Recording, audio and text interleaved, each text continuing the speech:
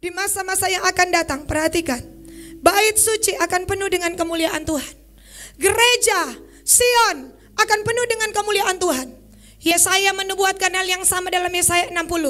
Bangkitlah, menjadi teranglah, sebab terang Tuhan telah terbit atasmu.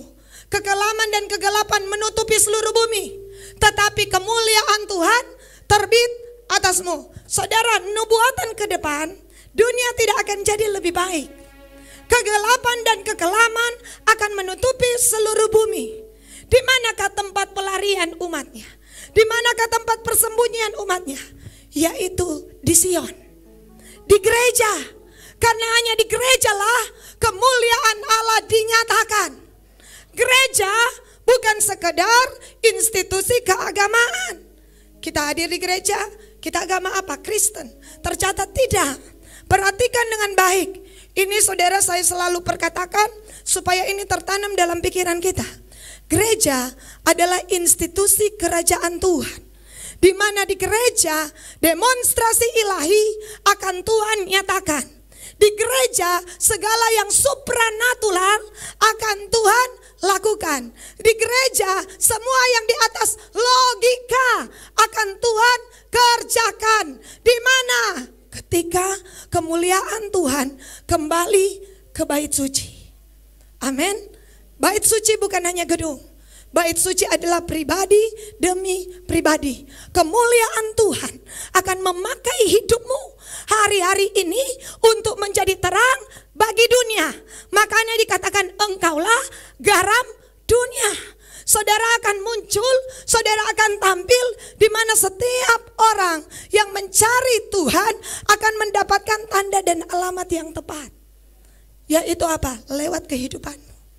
Percayalah, destiny Tuhan atas engkau terlalu ajaib, terlalu besar, terlalu mulia. Kita masih punya tempat naungan di hari-hari ini. Makanya Tuhan bilang, pada hari-hari yang terakhir, gunung rumah Tuhan akan menjulang tinggi di atas gunung-gunung, di atas bukit-bukit. Dan bangsa-bangsa akan berduyun-duyun ke sana. Karena hanya di gereja ada suara Tuhan. Oh, gembala yang baik akan menuntun domba-dombanya. Dan domba-dombanya tahu mana suara Tuhan, mana suara setan, mana suara Tuhan, mana suara dunia, mana yang ilahi, mana yang duniawi. Bagaimana caranya? Gerejalah. Amin. Saudara, kita harus mengerti. Karena kalau tidak, kita hanya menjadi orang berkata jemaat biasa. No. Oh, Tuhan tidak menciptakan jemaat biasa. Tuhan menciptakan eklesia. Apa arti eklesia?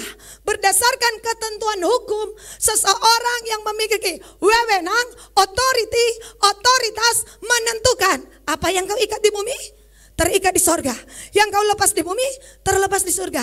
Kalau ada eklesia di Pitung, kita bisa menentukan mana yang boleh masuk, mana yang tidak boleh masuk. Kita bisa tawar-menawar dengan Tuhan.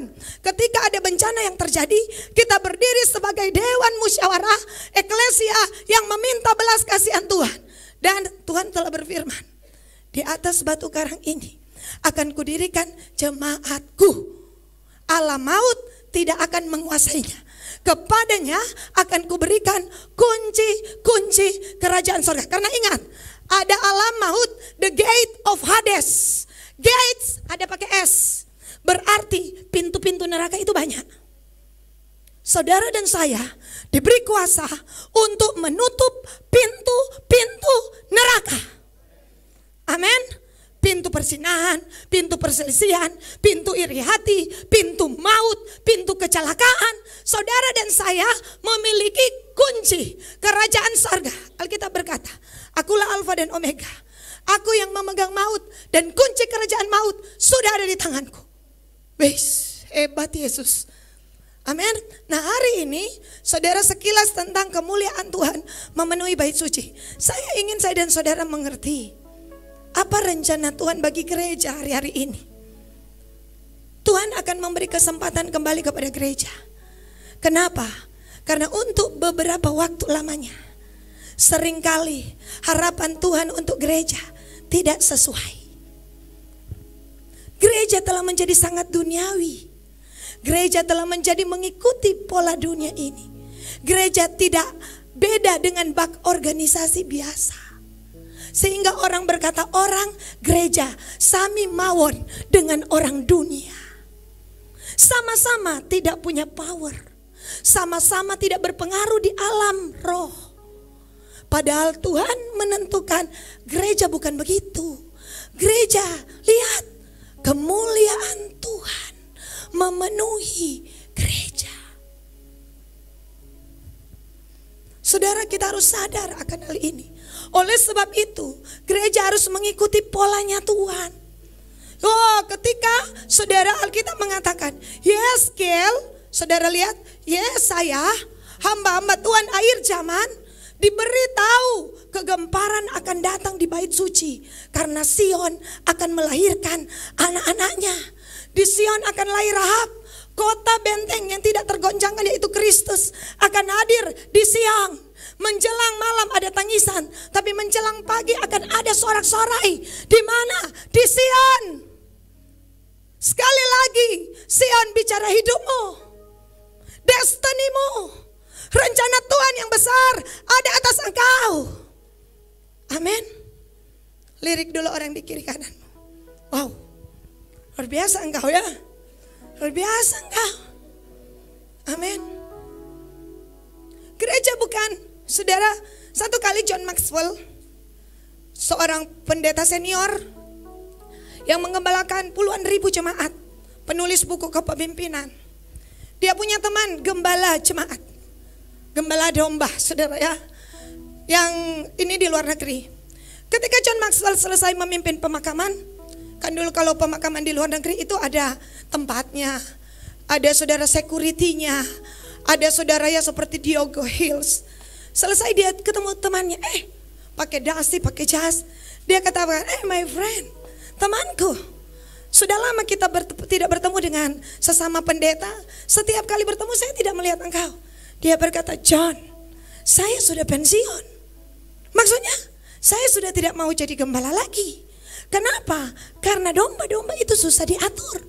Disuruh doa keliling, mereka doa keliling di mall. Ya, disuruh baca Alkitab, mereka putar-putar FBI. Pusing saya mengatur domba-domba. Jadi sekarang apa pekerjaanmu? Direktur pemakaman. John, kamu harus tahu, orang mati lebih mudah diatur daripada orang hidup. Saudara ya, saudara dikasih dalam, nggak ada di sini, nggak ada di sini. Itu bukan gerejanya Tuhan. Amin. Kita ini eklesia. Amin. Saudara, mungkin awal-awalnya susah diatur. Saudara ya, karena baru bertobat, baru dibentuk, baru dilahirkan. Tapi sepanjang itu, destininya bukan seperti itu. Riki itu Pak Gembala kasih yang pensiun. Saudara dikasih dalam Tuhan. Kenapa? Karena gereja tidak menjadi seperti yang Tuhan harap. Gereja terdiri dari orang-orang yang iblis tertawa akang. Iblis bilang, anak mau isar pak kita. Sorry Jo, tong dua kurang sama. Harusnya Alkitab berkata, kamu diberi kuasa untuk menginjak ular dan kalajengking, untuk menahan kekuatan musuh. Siapa itu? Gereja. Siapa itu? Saudara. Pastikan dengan baik ketika saudara duduk di tempat ini, jangan berharap menjadi jemaat biasa. Karena Tuhan akan bawa saudara di mana tempat yang Tuhan mau. Tuhan akan posisikan saudara sesuai dengan firman Allah berkata, karunia-karunia, penempatan-penempatan. Saudara tahu pasukan, pasukan itu tidak akan berebut. Kita juga sebelah kanan, kita juga di kiri. Tanya kepada dua pasukan di tempat ini. Mereka sudah tahu posisi saya ada di mana. Dan kita bekerja bergerak bersama-sama. Itu pasukan. Makanya Yoel menubuatkan ada pasukan. Mereka bergerak tidak saling mendahului dan tidak saling meninggalkan. Mereka bergerak teratur. Kenapa mereka bergerak dalam satu komando? Itulah gereja. Gereja sebenarnya harus membawa ketakutan besar. Sangat besar. Ketika iblis mendengar kata gereja, wow, dia berpikir dua kali. Kenapa? Karena dia akan berhadapan. Makanya ketika Paulus menginjakkan kaki di Efesus, heboh itu Efesus. Mereka sampai penjarakan Paulus. Kenapa? itu kuil Diana, DP tinggi berapa meter, tiba-tiba simbol dari tempat penyembahan, tiba-tiba saudara terjadi gempa bumi, runtuh itu kuil Diana. Bayangkan, baru Paulus menginjakkan kaki di satu kota, itu ada bisnisnya. Sampai bisnis yang jual-jual patung itu rusuh. Kalau saudara baca Demetrius itu, sampai orang bilang, orang yang menggoncangkan, menjungkir balikan seluruh dunia, so mengacaukan. Kalau di saudara di Alkitab terjemahan baru, tapi kalau King James bukan mengacaukan, menjungkir balikan dunia. Sudah masuk di kota kita, orang harus penjarakan, bahaya orang ini. Kenapa? Karena saudara, dukun-dukun, opo-opo kehilangan mata pencarian. Semua mencari Paulus. Itu target gereja. Jemaat tidak ketika sakit tunggu mau berobat di kampung mana, datang di gereja. Amin. Karena di gereja ada kuasa, di gereja ada mujizat, di gereja saudara ada demonstrasi kuasa ilahi. Datang berdoa, datang cari wajah Tuhan. Apakah Tuhan berbohong? Nah, Tuhan bilang kemuliaan Tuhan akan memenuhi bait suci. Nah, hari ini Yesaya 60 berkata, raja-raja akan datang padamu, bangsa-bangsa akan mencari engkau, anak-anakmu laki-laki dan perempuan akan datang digendong. Berarti keluarga-keluarga, kalau gereja berfungsi penuh kemuliaan Tuhan, keluarga-keluarga dipulihkan, bangsa dipulihkan, pemimpin-pemimpin akan mendengarkan suara Tuhan. Bahkan Alkitab berkata kepada gereja, gereja, engkau akan mengisap susu bangsa-bangsa, meminum susu kerajaan-kerajaan. Engkau yang dahulunya dibenci, ditinggalkan, tidak disinggahi, hari ini semuanya akan berubah. Asalkan satu hal. Nah, hari ini mari kita lihat, saudara ya, saya potong di sini untuk saudara, kemuliaan Tuhan memenuhi bait suci. Kita lihat dulu ayatnya yang ke-6. Lalu aku mendengar dia berfirman kepadaku, dari dalam bait suci, orang yang mengukur bait suci itu berdiri di sampingku.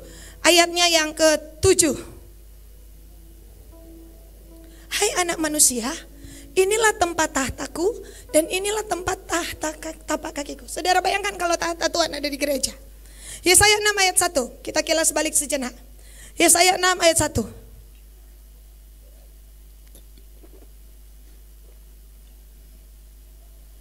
Dalam tahun matinya Raja Uzia, aku melihat Tuhan duduk di atas tahta yang tinggi dan menjulang. Ujung jubahnya memenuhi bait suci. Kalau ada tahta Tuhan, ada ujung jubahnya yang memenuhi bait suci. Ingatkah saudara, perempuan 12 tahun sakit pendarahan, ketika dia menyentuh ujung jubah Yesus, maka dia sembuh. Kalau tahta Tuhan ada di gereja, kesembuhan pasti terjadi, mujizat pasti terjadi, sesuatu yang ajaib pasti terjadi. Dan Tuhan bilang, hai gereja, tahtaku ada di tempatmu. Hai gereja, ya, tapi mau gereja seperti perempuan ini merangkak dan mencari Tuhan? Itu persoalan. Maka gereja berlaku seperti perempuan yang 12 tahun sakit pendarahan. Resiko. Kenapa? Kalau orang tahu, hari itu dia bisa dilempari batu. Karena orang yang mengeluarkan pendarahan secara terus menerus bagi orang Yahudi tidak tahir. Tidak tahir. Saudara, yang kedua, saudara, dia perempuan. Ya saudara, tetapi herannya, saudara, dia ambil kesempatan itu untuk mencari Tuhan. Nah, hari ini saudara, kita lihat yang kedua. Ibrani 4 ayat 16.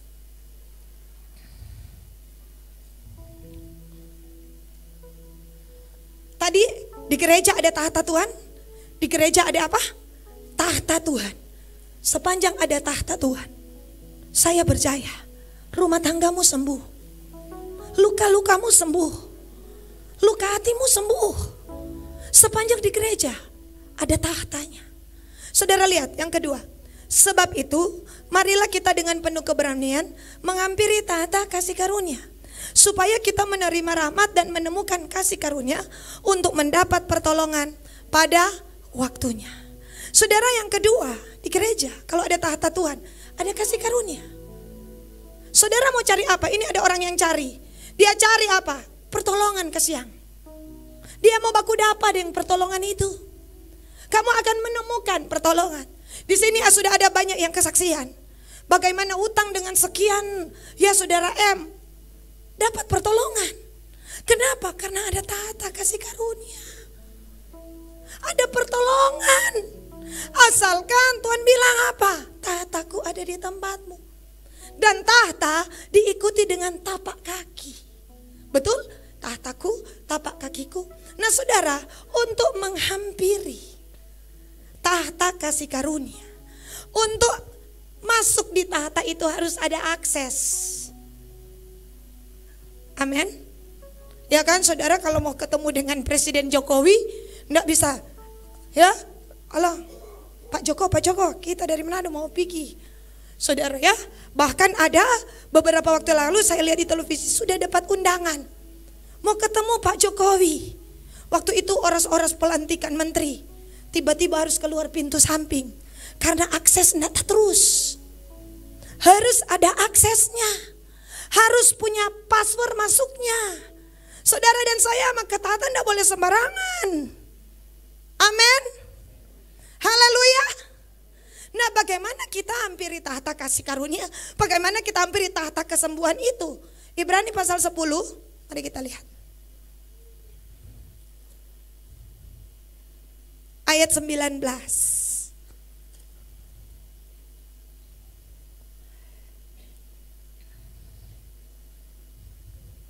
Yuk baca.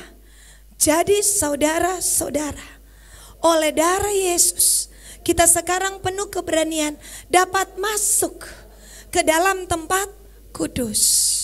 Saudara, kuncinya ada di sini. Darah Yesus. Kita dapat menghampiri tahta kasih karunia. Makanya Tuhan bilang di dalam kitab Yehezkiel, mari kita kembali ke Yehezkiel pasal 43. Tuhan bilang begini. Yehezkiel pasalnya yang ke-43. Ayatnya Yehezkiel 45 ayat 18. Ayat 18 kemudian ayat 21.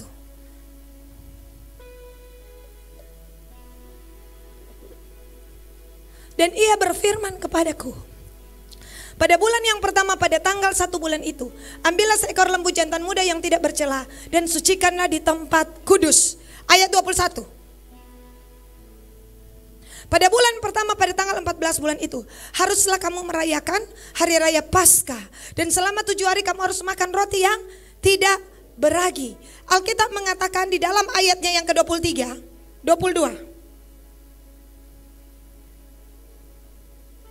Pada hari itu, raja harus mengolah lembu jantan sebagai korban penghapus dosa. Karena dirinya dan karena seluruh penduduk negeri.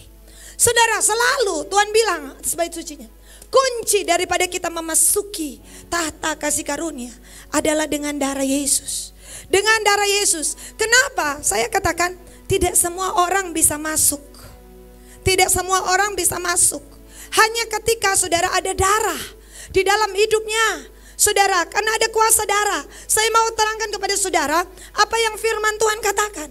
Karena saudara, waktu itu mereka harus potong lembu, mereka harus potong domba. Tapi saya dan saudara hari ini tidak mengerjakan yang demikian.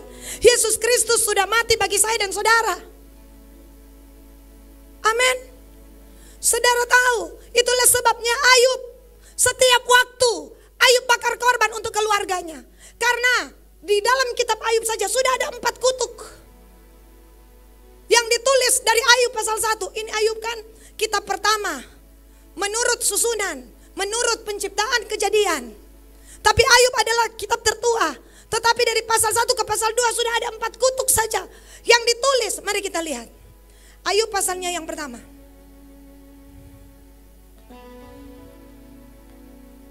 Ayat 5. Ayat 5. Pendeta James, tolong bantu saya.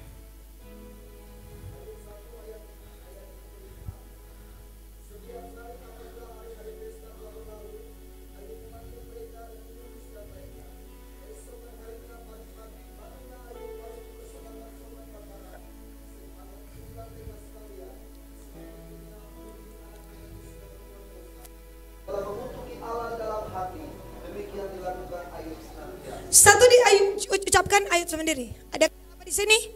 Kutuk. Bahaya ini. Dia bilang kaget ini tapi anak-anak so mengutuki Allah. Kenapa? Sesuatu saudara yang keluar, perkataan yang tidak benar akan membawa sebuah kutuk. Itu Ayub. Yang kedua, siapa yang bilang? Yang kedua iblis yang bilang. Saudara coba lihat ayat 4.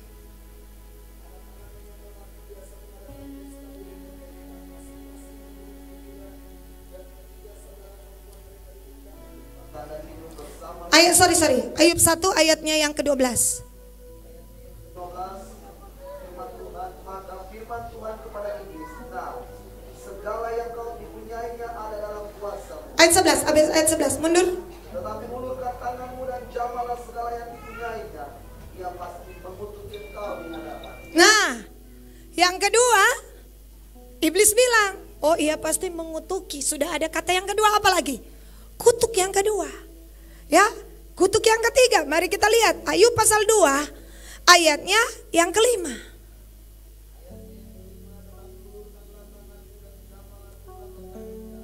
Ia pasti mengutuki engkau di hadapan. Yang ketiga siapa yang bilang? Iblis lagi. Karena iblis tahu ada kutuk yang menguasai manusia. Kecuali ada yang bayar harganya. Yang keempat, ayat pasal 2 ayat 9. Berteguhkan engkau dalam kesalehanmu, kutukilah Allahmu dan matilah. Saudara, sudah ada 4 kutuk. Saudara, ini baru Ayub 1 dan Ayub 2. Kutuk, kutuk, kutuk, kutuk, kutuk. Tulah. Ayub tahu. Makanya Ayub bakar korban persembahan. Ayub bakar ini korban bakaran. Karenanya apa? Apa yang bisa mematahkan kutuk? Darah. Alkitab mengatakan darah, saudara. Cuma darah. Tapi masalahnya hari itu darah kambing, darah domba itu cuma temporer, saudara ya. Itu tidak permanen. Itu cuma sementara. Makanya dia harus bakar setiap hari. Ya, korban bakaran harus dipersembahkan. Kenapa saudara? Karena sifatnya saudara hanya menutupi saja. Menutupi dosa. Bukan saudara menghapuskan dosa. Dengar baik, menutupi beda dengan menghapuskan. Menutupi, saudara lihat di bawah karpet ini ada kabel. Kabelnya masih ada, cuma ditutupi supaya tidak terlihat. Supaya kelihatan rapi. Kalau menghapuskan beda lagi. Saudara pernah tertumpah, misalnya kotoran, misalnya kotoran anjing. Kalau saudara tutupi dengan karpet, orang tidak lihat, tapi baunya ada. Korban, saudara ya, domba, lembu, yang biasa itu cuma menutupi, tapi tidak menghapuskan. Makanya ketika Yesus mati di atas kayu salib, dosa saya dan saudara bukan ditutupi, tapi dihapuskan. Amin. Itu bedanya, saudara. Bedanya sangat luar biasa. Nah, hari ini makanya Galatia 3 ayat 13. Yuk kita lihat.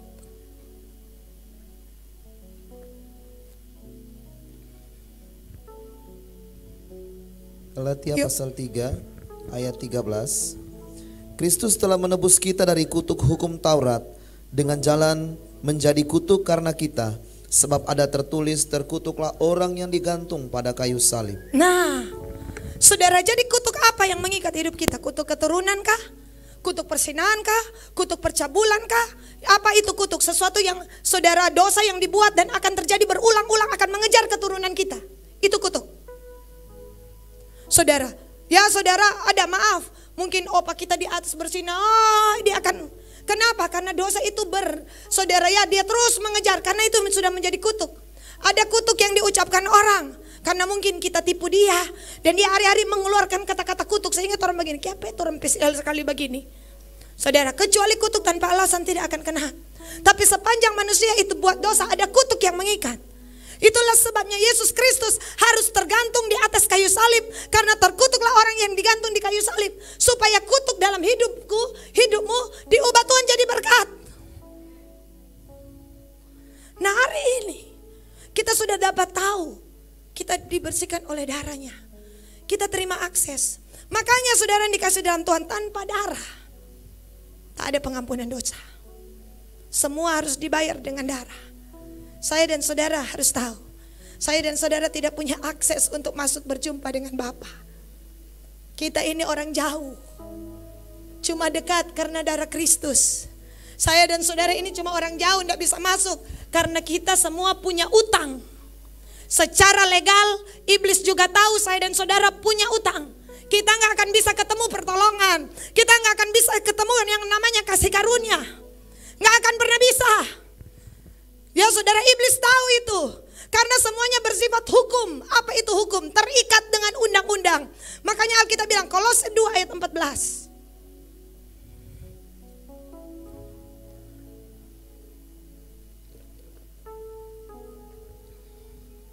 Yuk, kita ayat baca. 14.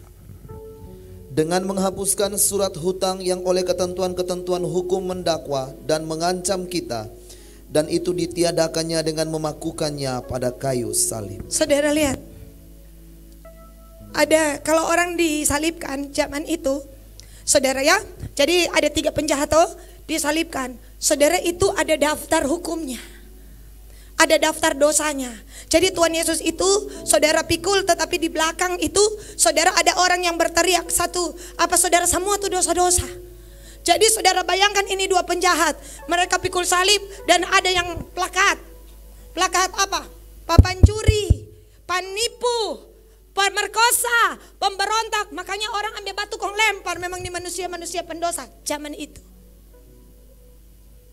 Masalahnya Pilatus bilang, aku tidak mendapati kesalahan pada orang ini.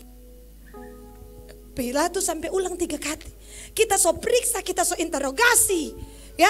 Kita so pakai apa dia orang bilang FBI. Nggak ada kesalahan dari orang ini. Aku tidak mendapati kesalahan dari orang ini. Jadi orang mau pibatari apa dia nggak salah. Makanya kan mereka cari-cari kesalahan. Apa saudara menghujat Allah, tapi nggak dapat.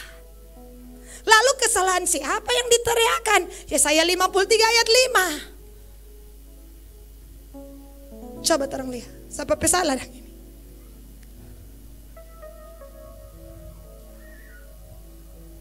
Yuk kita baca. Ayat 5. Tetapi dia tertikam oleh karena pemberontakan kita. Ya. Dia diremukkan oleh karena kejahatan kita. Ganjaran yang mendatangkan keselamatan bagi kita ditimpakan kepadanya. Dan oleh bilur-bilurnya kita menjadi sembuh. Amin. Balik lagi di tadi. Saudara, Alkitab berkata pemberontakan, kejahatan, semua itu ditimpakan kepada Yesus Kristus. Kenapa saudara? Kita ini semua punya utang. Yuk kita balik di Kolose 2. Kolose 2 tadi ayat 14. Makanya Tuhan ketika ada 7 perkataan, Tuhan bilang apa? 6 perkataan. Saudara dia apa? Tetelestai. Sudah selesai. Dalam bahasa sana sudah lunas.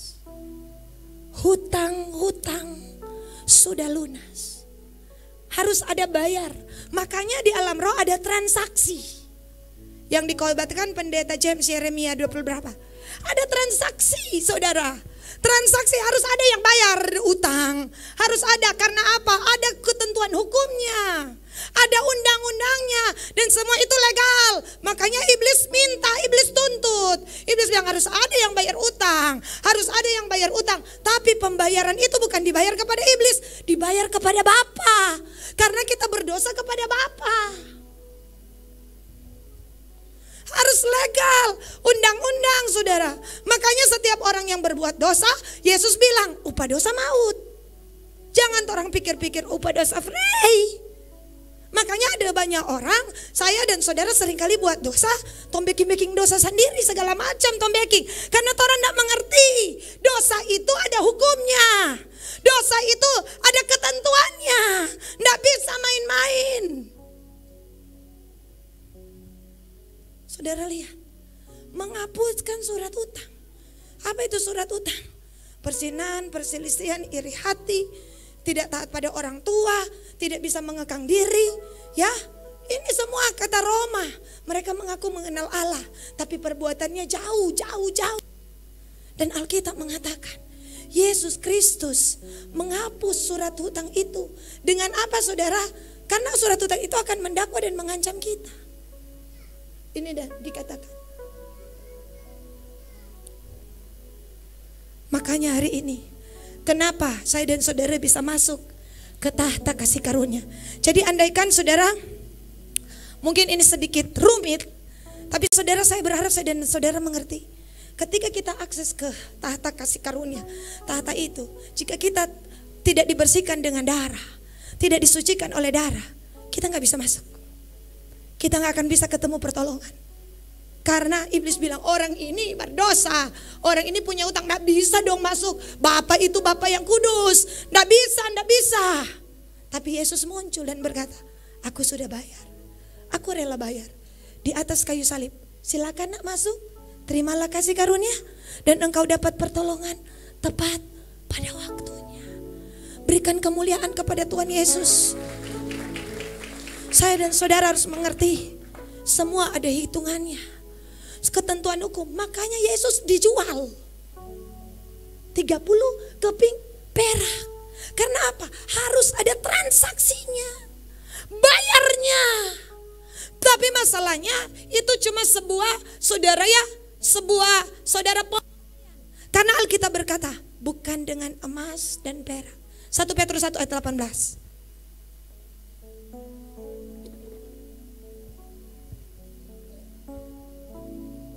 1 Petrus 1 ayat 18. Ya. Firman Tuhan, sebab kamu tahu bahwa kamu telah ditebus dari cara hidupmu yang sia-sia yang kamu warisi dari nenek moyangmu itu, bukan dengan barang yang fana, bukan pula dengan perak atau emas, melainkan dengan darah yang mahal, yaitu darah Kristus yang sama seperti darah anak domba yang tak bernoda dan tak bercacat. Amin. Alkitab berkata kamu telah ditebus. Ayat 18 bilang, dari cara hidupmu yang sia-sia. Saudara, adakah cara hidup kita sekarang sia-sia? Pesta pora, mabuk-mabukan. Saudara, kita telah ditebus dengan cara hidup kita yang sia-sia, yang kita warisi dari nenek moyang. Itu yang saya katakan, ada dosa yang kita buat, ada dosa warisan. Itu akan mengejar kita. Saudara tahu yang pernah dikejar siapa nih? Kain. Kain bunuh Habel. Kain, saudara, mendirikan kota namanya Henok. Saudara, Kain berkeluarga, Kain pikir dosanya sudah selesai. Tapi Alkitab mengatakan tiba-tiba Kain punya anak, saudara, yang membunuh orang, saudara, dan dia dapat hukuman 7 kali lipat. Kenapa? Dosa itu kejar keturunan.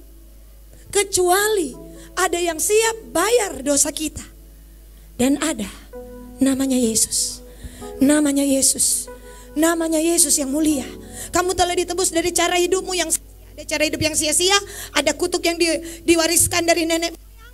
Saudara, bukan dengan barang yang fana karena harta tidak memadai, bukan dengan perak dan emas karena emas tidak bisa membeli kasih karunia, saking terlalu mahalnya kita nggak bisa beli, makanya diberikan cuma-cuma tapi tidak murahan. Bagaimana kita balas? Dengan cara apa? Saudara, kita balas kebaikan Tuhan, kita nggak akan pernah bisa balas. Hanya dengan apa? Persembahkanlah tubuh kita sebagai persembahan yang hidup, yang kudus dan yang berkenan kepada Allah. Itulah ibadahmu yang sejati. Nah, hari ini kita telah melihat, nah bagaimana kita terima kuasa darah itu. Saudara, kan hanya dengan darah, tadi kita sudah lihat. Saudara, makanya Firaun bilang begini, pergi jangan ibadah. Tapi Keluaran 24 ayat 10.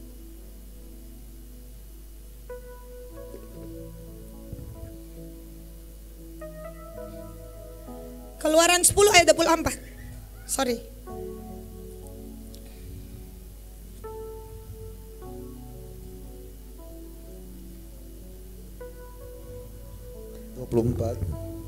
Firman Tuhan. Ya. Lalu Firaun memanggil Musa serta berkata, pergilah beribadahlah kepada Tuhan. Hanya kambing dombamu dan lembu sapimu harus ditinggalkan. Juga anak-anakmu boleh turut beserta kamu. Firaun bilang ini, oke dang, ngoni bapak satu mau pergi ibadah, pijo, martu kambing domba lembu sapi kasih tinggal, pergi jongoni. Kemudian Musa jawab apa ayat 25? 25? Tetapi Musa berkata, bahkan korban sembelihan dan korban bakaran harus maju, Keluaran 10 ayat 25. Sekali lagi, tetapi Musa berkata, bahkan korban sembelihan dan korban bakaran harus engkau berikan kepada kami supaya kami menyediakannya untuk Tuhan Allah kami. Ayat 26. Dan juga ternak kami harus turut beserta kami, dan satu kaki pun tidak ada tinggal. Sebab dari ternak itulah kami harus ambil untuk beribadah kepada Tuhan Allah kami.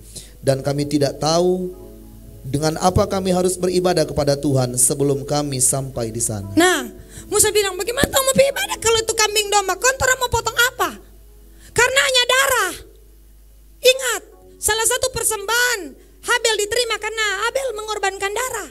Dia potong itu domba-domba. Saudara ya, ini dia. Lalu bagaimana? Karena hanya ada darah.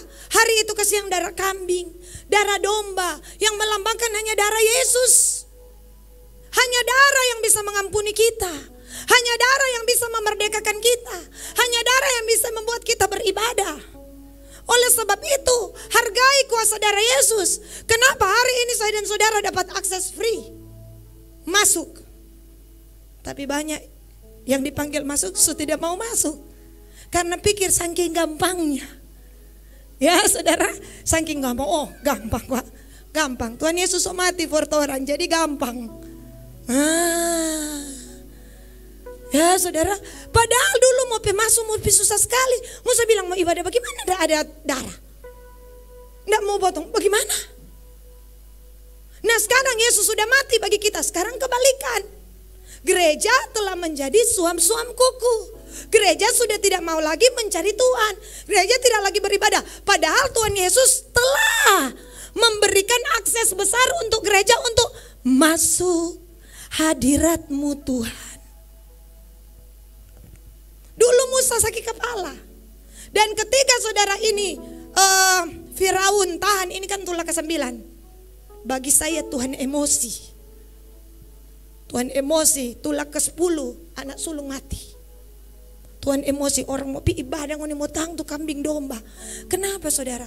Karena hari itu saya tidak bisa layak. Imam-imam itu tidak bisa sembarangan. Imam-imam itu makanya ada yang bilang pakai giring-giring di kaki, ditulis di Alkitab. Karena kalau tak salah, kaki giring-giring sonda bergerak, kurang mau tarik. Itu pun cuma 1 tahun 1 kali. Kalau orang 1 tahun 54 kali. Karena hari Minggu ada 54. Belum tambah doa malam, doa siang, doa puasa. Setiap waktu orang boleh masuk. Saking gampangnya, ya saudara, jadi sonyak mau datang. Karena ada kuat minggu depan. Kalau dulu dorang bersiap bayi-bayi punya, baru imamnya boleh tak salah. Lihat Nadab dan Abihu, itu anak imam besar. Anaknya siapa? Harun. Baking salah, angus. Tapi di zaman kasih karunia, saudara kebalikan. Saudara, kenapa? Karena orang kan enggak, apa saudara bawa elkon tiba-tiba Tuhan tidak berkenan. Tiba-tiba angus, bahaya. Iya kan? Sementara menari, saudara ya, Tuhan tidak berkenan, angus. Bayangkan saudara, saking kita tidak lihat dengan mata seperti itu, makanya biar asik kok donen tahu. Ya, malam bagoyang di pub, siang bagoyang nama Yesus. Malaikat bilang, sapu aja pada dia Tuhan, jangan kasih yang tak kasih kesempatan pada dia. Sedikit dia mau bertobat. Sapu jodoh zaman dulu, ya malaikat segeregetan. Angus ngana, angus ente angus. Ya saudara, ini karena apa saudara? Akhirnya gereja menjadi anggap enteng. Iya kan? Amin. Hari Jumat baru badisko tanah. Hari Minggu firman-Mu Tuhan. Ya, nggak ada di sini toh. Oh jauhkan saudara ya. Torang so bertobat semua dulu, memang torang begitu kasihan. Iya. Ya saudara, mau khotbah. Oh hari Senin, Selasa, Rabu, Kamis, napa saudara ya? Ada pergi di tempat-tempat tertentu. Pendeta ada di pub, ada di mana? Habis itu, saudara-saudara, hiduplah kudus, hiduplah takut akan Tuhan. Malaikat bilang, rasa-rasa tamu. Ya, iya saudara. Akhirnya gereja masuk apa yang namanya kemerosotan. Karena berpikir, nggak langsung dapat hukum hari itu kok. Tuhan kan maha adil, Tuhan maha mengasihi, dan Tuhan maha mengampuni. Dia adalah gembala yang baik. Wah ingat, dia adalah raja segala raja. Dia adalah Tuhan. Dan Alkitab berkata, sedangkan kata sia-sia akan engkau dan aku pertanggungjawabkan di hari penghakiman. Kita tidak boleh main-main hari-hari ini. Saudara ya, karena apa? Pada zaman itu imam-imam, zaman Yeremia, saudara, zaman Hosea, zaman Amos pernah buat yang sama. Saudara ya, padahal waktu itu saudara mereka buat, saudara mereka pikir, kita kan tidak dapat jadwal, 1 tahun 1 kali mau undi. Jadi tidak apa-apa kita bikin sesuatu, akhirnya hilang kemuliaan Tuhan. Akhirnya apa saudara? Tuhan tidak mau bicara kepada imam-imam. Tuhan panggil itu Yohanes Pembaptis, kendati di padang gurun, lebih baik Tuhan bicara di padang gurun daripada Tuhan bicara di gereja. Ya kan, Yohanes lagi itu Daud lagi di domba, saudara, ada jaga-jaga domba, Tuhan bicara begitu audible. Saudara, kenapa? Karena Tuhan kita adalah Tuhan yang tidak menyembunyikan ketika dia mau menyampaikan sesuatu. Itu siapa? Samuel. Imam Eli sudah mau dengar suara Tuhan. Imam Eli loba. Imam Eli saudara telah terperangkap apa yang namanya kenyamanan, keduniawian. Akhirnya Tuhan, biar Samuel masih kecil, Tuhan bicara pas Samuel. Tuhan bilang lebih baik anak kecil ini juga kita bicara daripada ngana orang besar kita bicara nggak mau dengar. Gereja kehilangan firman Tuhan. Gereja kehilangan suara Tuhan karena umatnya hidup berbuat jahat kepada Tuhan. Hari ini gereja harus kembali kepada posisi. Tuhan masih memberikan kesempatan bagi gereja Tuhan. Ingat saudara, gereja Tuhan yang akan menyampaikan suara Tuhan. Sebelum bencana-bencana terjadi, bukankah Tuhan sudah menyampaikan firman-Nya? Bukankah Tuhan sudah menyampaikan, walau kadang kita hamba-hamba Tuhan dan bilang kurang peka. Kita sudah mendapatkan mimpi, saudara mendapatkan mimpi, ada banjir, ada apa, ada sesuatu. Tapi setidaknya Tuhan masih berbicara di tengah-tengah kita. Tuhan akan menuntun jalan-jalan kita. Nah saudara dikasih dalam Tuhan, sebentar kita selesai. Ada ketika darah Yesus itu, ada bagaimana kita harus masuk. Setidaknya ada beberapa pintu di dalam firman Tuhan. Saudara, ada yang pintunya terlalu kecil. Sebenarnya tidak bisa akses masuk. Tapi saya heran, saudara, kecil tapi bisa masuk. Saudara, ya. Padahal kesempatannya terlalu kecil karena dia tidak punya akses. Kecuali Yesus memberikan dia akses. Ya saudara, siapa dia? Markus pasalnya yang ke-7.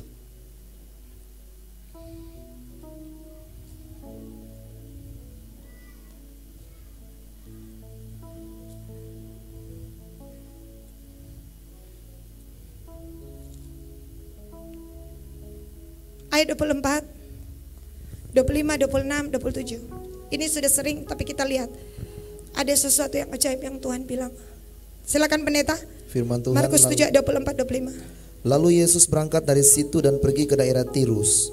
Ia masuk ke sebuah rumah dan tidak mau bahwa ada orang yang mengetahuinya.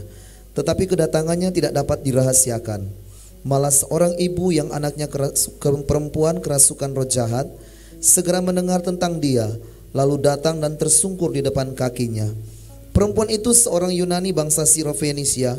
Ia memohon kepada Yesus untuk mengusir setan itu dari anaknya.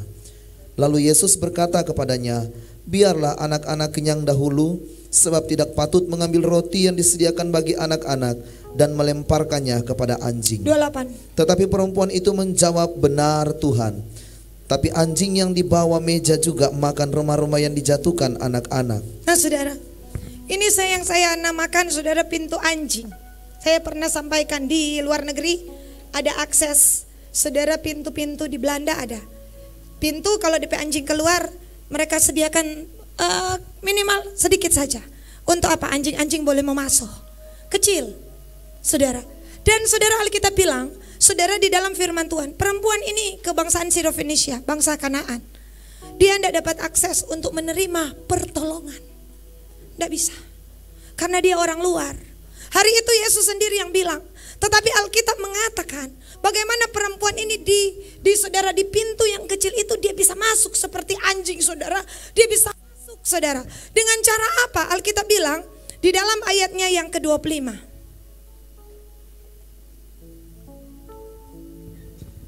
Segera mendengar tentang dia. Lalu apa? Datang dan tersungkur. Makanya ada dua gandengan tadi di Yesaya 43, ada tahtaku dan ada tapak kaki. Karena di mana kemuliaan Tuhan, ada kaki Tuhan. Alkitab berkata, dan di kaki itulah perempuan ini tersungkur di depan kakinya. Dengan lain kata, dia merendahkan diri. Ya kan, orang kalau sudah datang, pernahkah ada saudara punya sahabat datang minta tolong, tiba-tiba sudah datang, ya, misalnya datang di rumah batoki, saudara, aduh perlu pertolongan sekali, kon tiba-tiba dia datang, dia langsung sujud di kaki Pak Roy. Kadang ya, kadang. Saudara, paling biasanya duduk dulu, baca cerita, apa saudara. Saudara, kenapa? Karena kaki bicara sesuatu yang rendah. Kaki, iya kan saudara? Kaki orang menginjak-injak sesuatu, saudara ya. Biasanya orang bawa foto, ada yang bawa foto di sini, bawa foto kaki semua. Mari kita bawa selfie, mari kita foto kaki-kaki kita, kecuali yang jual sepatu. Tapi semua mau kasih tunjuk apa? Muka, badan. Lain kali begini, sudah jauh ambil tuh kaki. Ya, kaki itu paling ke belakang. Tapi kalau mau datang Pak Tuhan, saudara, ada rahasianya. Di tempat tahta itu, di tempat tahta kasih karunia, di tempat tahta kesembuhan, Tuhan sediakan tapak kakinya. Yang perlu kita lakukan, datang dan tersungkur di depan kakinya.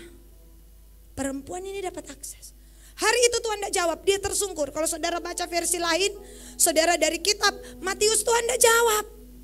Saudara, malah dia dapat suruh pergi. Dia tetap di situ, dia tetap di situ. Saudara, dan Alkitab berkata, lalu Yesus berkata kepadanya, ayat 27. Ayat 27. Biarlah anak-anak kenyang dahulu, sebab tidak patut mengambil roti yang disediakan bagi anak-anak. Maksudnya orang Israel, dia kan Sirofenesia, melemparkannya kepada anjing. Anjing itu najis. Anjing itu bangsa Kanaan kan penyembah berhala. Mereka orang najis. Dan Tuhan berkata, saudara, dan perempuan ini jawab ayat 28. Perempuan itu menjawab, benar Tuhan. Tapi anjing yang di bawah meja juga makan remah-remah. Dia merendahkan diri. Dia bilang berkata, iya Tuhan, kita tahu Tuhan pemaksud. Cuma Tuhan pakai cerita. Kita tahu kita tuh anjing itu, biar aja Tuhan kita makan. Biar cuma remah-remah, biar cuma sedikit saja kita makan, kita bersedia Tuhan. Merendahkan diri adalah akses masuk. Saudara terima darahnya. Makanya itu penjadi sebelah kanan bilang begini, Tuhan ingatlah aku. Dia cuma minta ingat. Ya, jika engkau datang sebagai raja, dia bilang pada sudah, dia bilang, hei Tuhan, dua orang berdosa, wajar Tuhan dua begini. Dia sampai sebuah yang namanya pertobatan, pengakuan, sadar diri. Dia tahu. Dan hari itu datang, dia menyembah. Dan Alkitab mengatakan, keluar satu dekrit, keluar satu penetapan, keluar satu keputusan. Dia di approval. Pengajuannya disetujui. Pengajuannya disetujui. Apa yang dia rindukan disetujui. Bapa langsung tanda tangan. Yesus cap dengan darahnya keluar. Permohonannya, saudara, disetujui. Alkitab bilang apa? Ayat 29. Maka kata Yesus kepada perempuan, karena kata-katamu itu, pergilah sekarang, sebab setan itu sudah keluar dari anakmu. Dan dia kembali, anaknya sembuh. Pengajuan yang diajukan dengan cara dia datang menyembah, dia datang tersungkur, dia butuh saudara dekrit dari sang raja. Makanya ada tahta. Dia butuh ketetapan. Ketika Esther datang, Esther cuma minta sebuah penetapan daripada sang raja. Sebuah ketentuan, apakah permintaan Esther akan disetujui? Dan hari itu raja berkata, Esther, setengah kerajaan kuberikan kepadamu. Ketika dia menghadap tahta, saudara, kita datang, kita tersungkur, kita sujud, sampai Tuhan mengeluarkan. Kalau belum, jangan dulu pulang. Saudara, karena ada yang tersungkur, Tuhan belum jawab. Waktu tersungkur itu, kalau perempuan ini, Tuhan jawab, Tuhan buat mujizat. Ada Markus, tadi Markus berapa? Markus 5, mari kita lihat. Sebelahnya, Markus 5, ayat 22 dan 23. Markus 5 ayat 22. Datanglah seorang kepala rumah ibadat yang bernama Yairus. Terus ketika ia melihat Yesus, tersungkurlah ia di depan kakinya dan memohon dengan sangat kepadanya, anakku perempuan sedang sakit, hampir mati. Datanglah kiranya dan letakkanlah tanganmu atasnya supaya ia selamat dan tetap hidup. orang ini berlutut. Siapa dia? Kepala rumah ibadat. Siapa dia? Yairus, hamba Tuhan besar. Namanya kepala rumah ibadat zaman itu sangat dihormati. Yairus pendeta besar.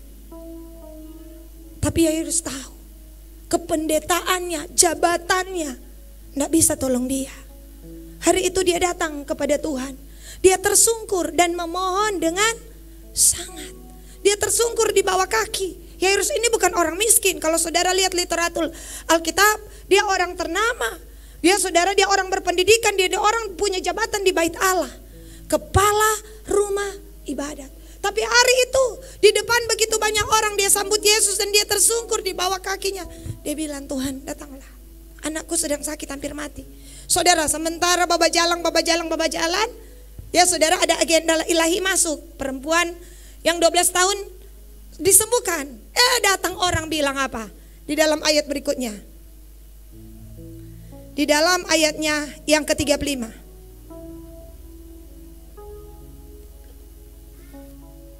Ketika Yesus masih berbicara, datanglah orang dari keluarga kepala rumah ibadat itu dan berkata, anakmu sudah mati.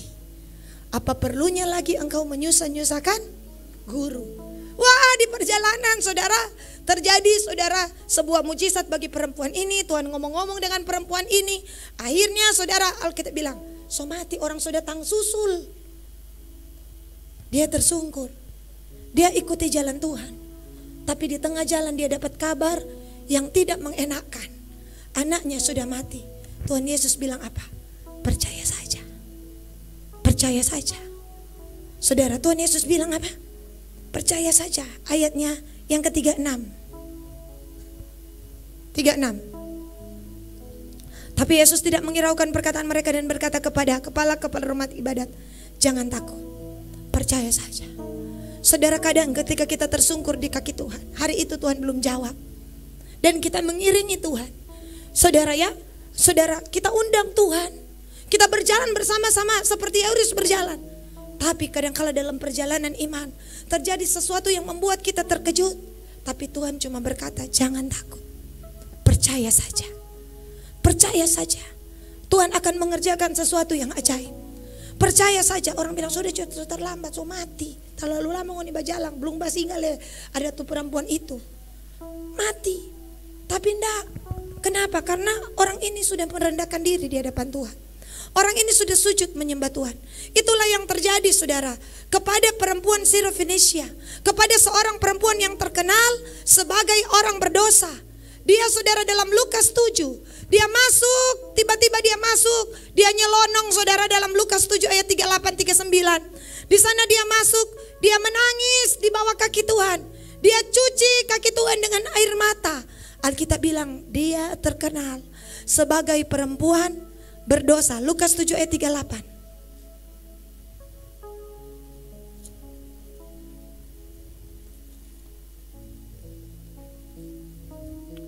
Sambil menangis ia pergi di belakang kaki Yesus, dekat kakinya. Lalu membasahi kakinya itu dengan air matanya, menyekanya dengan rambutnya. Kemudian ia mencium kakinya dengan minyak, meminyakinya dengan minyak wangi. Sesuatu yang diulang di dalam firman harus saudara perhatikan. Seperti tadi ada 4 kutuk. Kalau ini kaki. Dekat kakinya, membasahi kakinya, air matanya dengan rambutnya, kemudian mencium kakinya dan meminyakinya dengan minyak wangi. Ada kata kaki Yesus, kaki Yesus. Saudara, ini yang dilakukan oleh perempuan ini. Dan Alkitab berkata, DP dosa terlalu besar sampai terkenal sebagai perempuan berdosa. Hari itu dia menangis, hari itu dia menyembah, hari itu dia tahu, saudara, dia harus merendahkan diri serendah-rendahnya. Dia harus ambil resiko karena perempuan seperti dia, makanya yang tuan rumah so nafsu sekali. Simon marah sekali. Simon bukan Simon Petrus, saudara. Simon marah sekali. Simon bilang, aduh, kiaple ini ada pesta begini, ada acara begini, kok ini perempuan ini so di sini dah. Dia masuk itu ada resiko. Dia bisa dikeluarkan dan hari itu dia, saudara, tuan rumah punya hak untuk melempari perempuan yang terkenal perempuan berdosa ini dengan batu. Jadi ada resiko. Dia tahu, dia pikir-pikir, tapi dosa lebih bikin kita mati. Kalau kita mau masuk di sana, kita mau mati. Mari lebih baik kita mesti sujud di bawah kaki Tuhan. Dia sujud kaki Yesus, kaki Yesus, kaki Yesus, sampai dia dapat approval. Saudara lihat, dia dapat approval. Ada perkataan Tuhan yang melepaskan dia baik saudara di neraka, pindah ke surga. Bayangkan saudara, penyembahan yang dia kerjakan. Saudara ya, penyembahan yang dia kerjakan mendapatkan approve.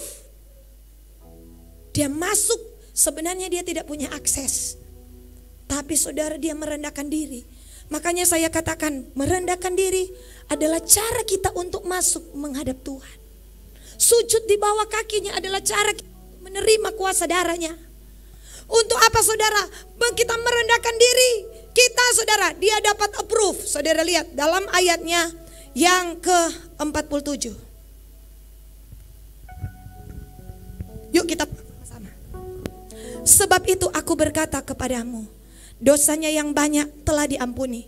Sebab ia telah banyak berbuat kasih, tapi orang yang sedikit diampuni, sedikit juga berbuat kasih. Ayat 48. Saudara, di muka di bawah kolong langit ini tidak ada satu manusia pun bisa mengampuni dosa. Tapi hari itu dari mulut raja segala raja keluar persetujuan, dosamu sudah diampuni. Keluar sebuah tanda tangan ilahi, keluar sebuah penetapan ilahi. Dan sejak hari ini engkau pindah dari kerajaan neraka, pindah kepada kerajaan terang. Sejak hari ini, ya, masa depanmu akan berubah. Makanya Tuhan bilang, pergilah, imanmu telah menyelamatkan engkau. Saya berdoa saudara, hari-hari ini sujudlah di bawah kaki Tuhan, mendekatlah di bawah kaki Tuhan, sampai keluar sebuah penetapan daripada Sang Raja, sampai keluar sesuatu yang dapat mengubah kita. Makanya seorang perwira bilang, Tuhan, ya, katakan sepatah kata saja, satu kata daripadamu, semua di langit di bumi akan sujud dan tunduk. Satu kata daripadamu, maka sakit itu akan pergi. Satu kata daripadamu akan mengubah anakku. Satu kata daripadamu akan mengubah hambaku perempuan yang sedang sakit. Itu kan perwira itu. Dia berkata, Tuhan, satu kata saja, sepatah kata saja. Hari itu Tuhan bilang dua kata, dosamu telah diampuni. Tidak ada satu manusia pun di muka di bawah kolong langit ini, hanya anak manusia. Markus 2 ayat 9 bilang. Makanya saya bilang, orang yang ahli mengemudi namanya jurumudi. Orang yang bisa merawat orang, juru rawat. Orang yang speak lancar, juru bicara. Siapa dia? Juru bicara presiden. Ya, orang yang chef, juru masak. Orang boleh jadi juru masak, juru bicara, juru mudi, tapi saudara satu, juru selamat hanya Yesus Kristus Tuhan. Amin. Markus 2 ya, ayat 9. Ayat 10 atau 7. Ya, tetapi supaya kamu tahu bahwa di dunia ini anak manusia berkuasa mengampuni dosa. Orang-orang Farisi bilang tidak ada seorang pun di muka bumi yang bisa ampuni, cuma Allah. Benar? Karena Bapa itu Yesus Kristus sendiri. Hari ini saya mau katakan, kuasa mengampuni dosa keluargamu adalah Tuhan. Yang kedua, yang bisa mengampuni dosa kan cuma Tuhan. Tuhan kasih otoritas kepadamu. Ampunilah orang yang bersalah kepadamu. Kita dengar baik, dengar baik. Kita nggak bisa mengampuni dosa orang lain. Tapi Yesus beri kita kuasa. Yesus memberikan engkau otoritas. Ampunilah dosa saudaramu. Makanya kan kita setiap kali di KKR, aku berdoa, Tuhan, dalam nama Yesus aku mengampuni orang yang bersalah kepadaku. Sebenarnya itu saudara saya dan saudara tidak punya hak. Tapi Tuhan kasih saya dan saudara otoritas. Tuhan kasih saudara hak. Tuhan kasih saudara mandat, power, kuasa. Ampuni orang lain. Ampuni musuhmu. Ampuni aku yang suruh. Berdasarkan mandat daripadaku. Tapi banyak orang tidak mau ambil apa yang sudah Tuhan beri. Dia tidak mau ampuni kesalahan orang. Ya saudara, padahal itu saudara langka. Hanya anak manusia yang berkuasa mengampuni dosa. Hari ini saya mau katakan kepada saya dan saudara, sujudlah menyembah sampai kita mendapatkan divine approval. Mungkin yang lain kita sudah dapatkan. Kita sudah dapatkan persetujuan ilahi, banyak mujizat yang terjadi. Ada hutang kita yang lunas, ada apa, tapi di lain ada keluarga kita yang belum diselamatkan. Sujudlah menyembah, sujudlah berdoa sampai Tuhan mengeluarkan penetapan ilahi. Kita menyembah dan kita berkata, Tuhan ampuni Kota Bitung, Tuhan ampuni Manado, Tuhan kasihani Sulawesi Utara, Tuhan kasihani. Kita berdoa, kita memuji, kita menyembah. Hari Senin kemarin 24 jam kita terus berdoa, kita terus menyembah, kita terus menaikkan syukur sampai kita mendapatkan saudara sesuatu yang Tuhan inginkan, Tuhan tetapkan. Amin. Perempuan ini dia menangis terus itu.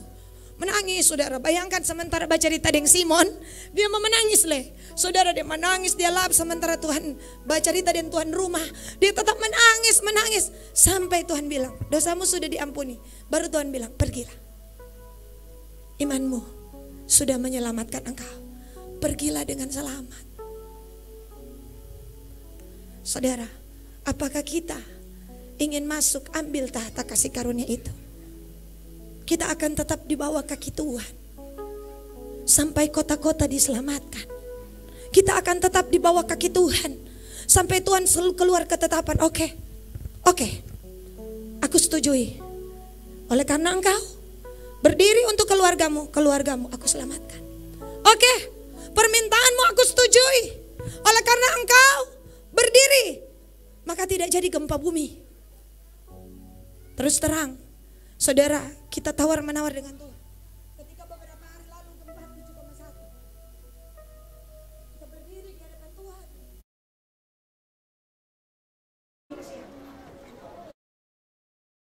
Seperti Daud.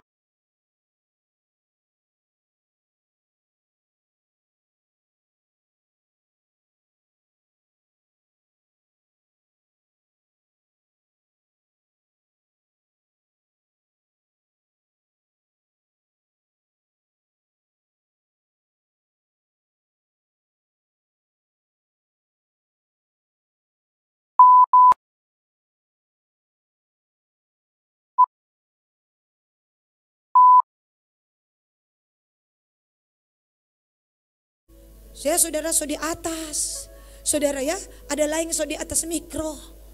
Tapi saya tahu ini menyadarkan kita, ini mengingatkan kita. Adakah kita berdoa? Adakah kita tersungkur sampai keluar penetapan ilahi? Sampai keluar satu dekret daripada Tuhan. Yes, aku ucap, diampuni. Diampuni, diselamatkan. Adakah kita seperti perempuan ini? Ini perempuan pendosa.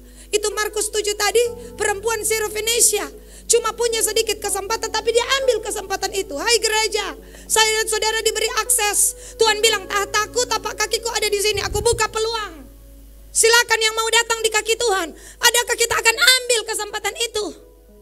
Pintu, saudara anjing, pintu sedikit itu bisa terbuka yang terakhir. Ada pintu unta. Markus 10 ayat 25.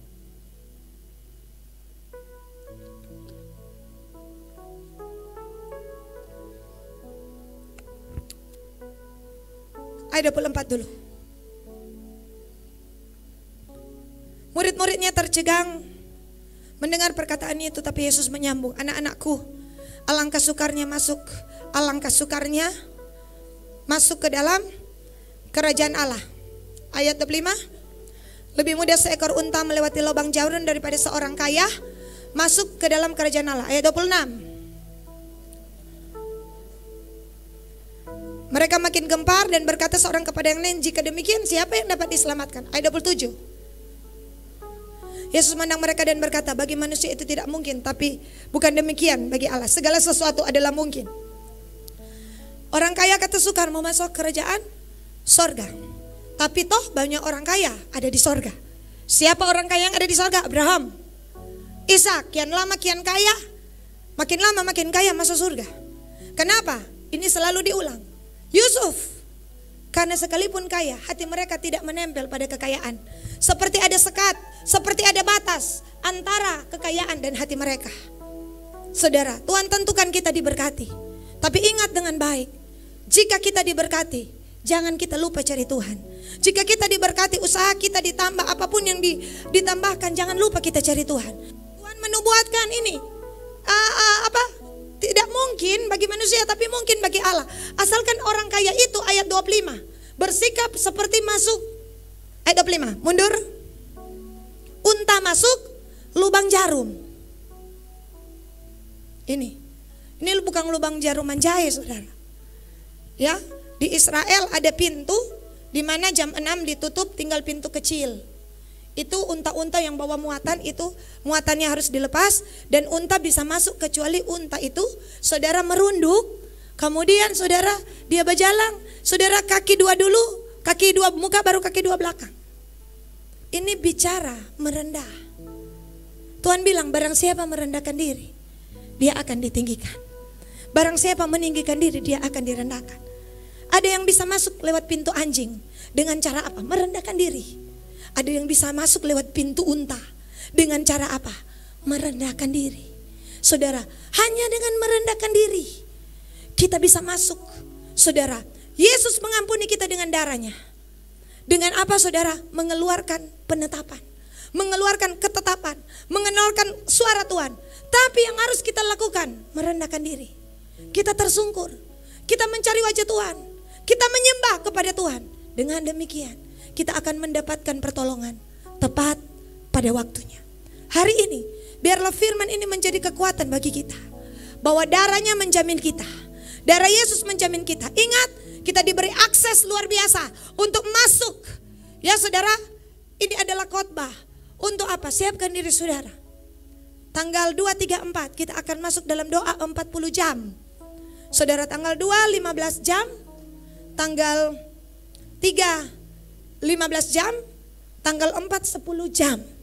Pada malam seluruh bisa berkumpul karena jam 7. Yang kerja saudara bisa pilih. Kembali saudara, kita akan tersungkur di kaki Tuhan. Kita akan bawa kota ini, kita akan bawa bangsa ini, kita akan bawa keluarga kita, sampai Tuhan mengeluarkan satu penetapan ilahi. Kita hadir dalam Dewan Musyawarah Tuhan, karena kehadiran kita menentukan keselamatan. Kehadiran kita menentukan rumah tanggamu. Kehadiranmu menentukan bisnismu. Kehadiranmu menentukan masa depanmu. Makanya Abraham selalu bangun mezbah. Makanya Abraham selalu tersungkur. Bahkan Abraham paksa Tuhan untuk mampir di rumahnya. Karena Abraham tahu ke depannya, masa-masa yang akan dihadapi itu masa sulit. Akan terjadi kelaparan besar. Pernah terjadi zaman Abraham, pernah terjadi zaman Ishak. Oleh sebab itu dia harus memaksa Tuhan untuk mampir di rumahnya dengan cara dia sujud menyembah kepada Tuhan. Yosua melakukan hal yang sama, karena dia akan berhadapan dengan 31 raja. Saya berdoa, mari kita lakukan hal yang sama. Gereja, mari kita gunakan authority yang Tuhan telah berikan bagi kita. Tuhan memberkati kita. Shalom.